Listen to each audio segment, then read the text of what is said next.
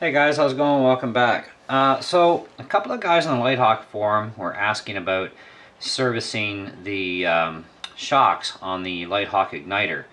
Now, this video is also going to apply to the HSP Ghost and the HSP Knight. Now, the HSP Knight and the Lighthawk igniter are the exact same vehicle, and the vehicle itself on the HSP Ghost is also the same, except for, of course, different tires, different kind of canopy, and canopy mounts. So they all have the exact same shocks on them though. So one of the guys anyways was asking about, how to change the shock oil or get these apart, and doesn't look like anybody's getting a straight answer. So I thought I'd do this video for you. So anyway, pull back on the spring, pull the bottom cap out, take your spring off, and then all you have to do is simply unscrew the cap. And inside is where you're going to find your shock oil.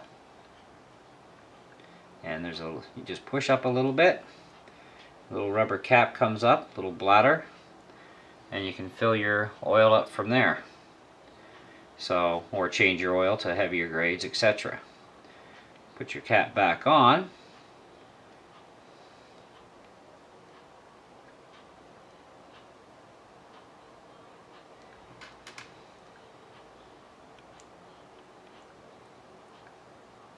So, just like that. Put your spring back in.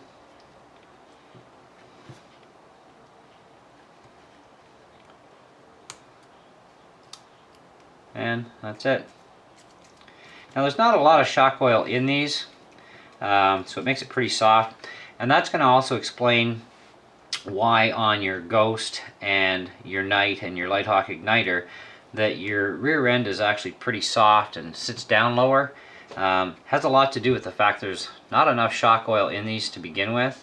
Could also have a lot to do with being too thin. But the amount of oil that's actually sitting there is actually not where it should be for level wise.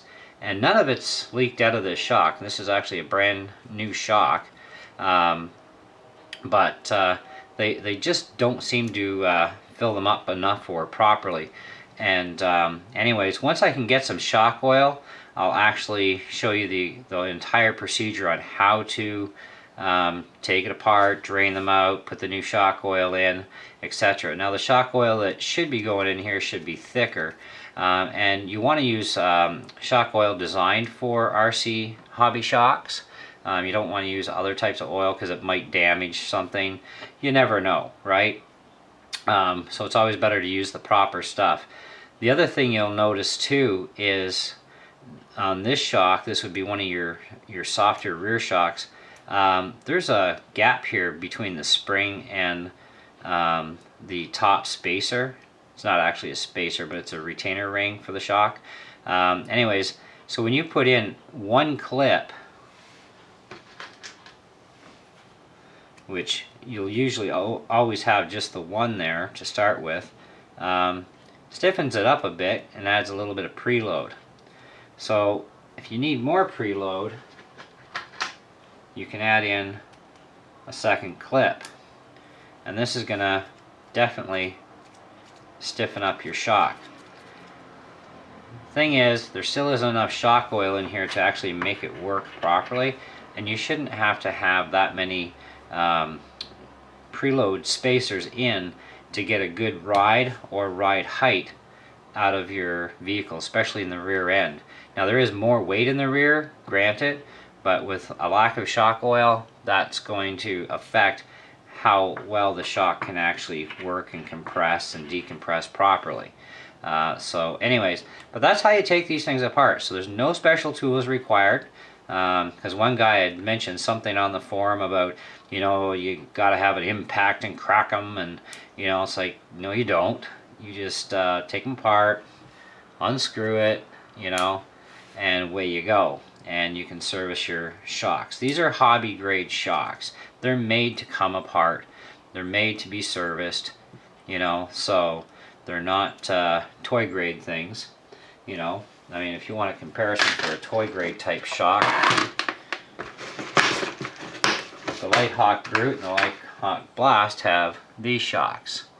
And these are just nothing more than toy grade shocks.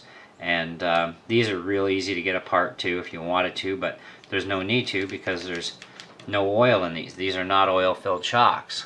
So, you know, but servicing oil filled shocks, every one I've seen so far, even on a lot of different vehicles out there, it's just a matter of, you know, take apart your bottom end here, pop the cap, pop your spring, get this stuff out of the way,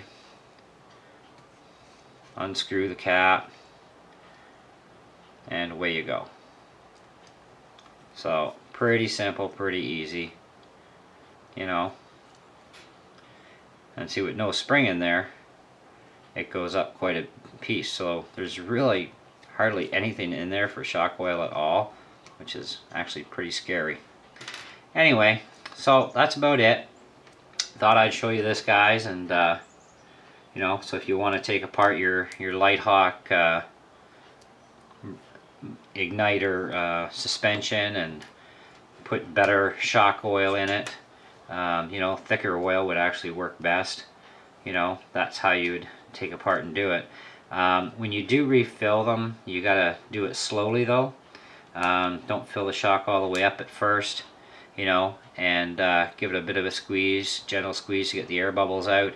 And you'd want to fill it just before the top edge, you know, like just so it makes like a little bit of a concave. Then you put your little bladder back in, screw it together, and that should be all you need to do. So anyways, that's it for this one. When I do get some shock oil in, I will actually go through the entire procedure and how to properly do this, and so you can service these and many other types of shocks. Anyways, thanks for watching. See you in the next video.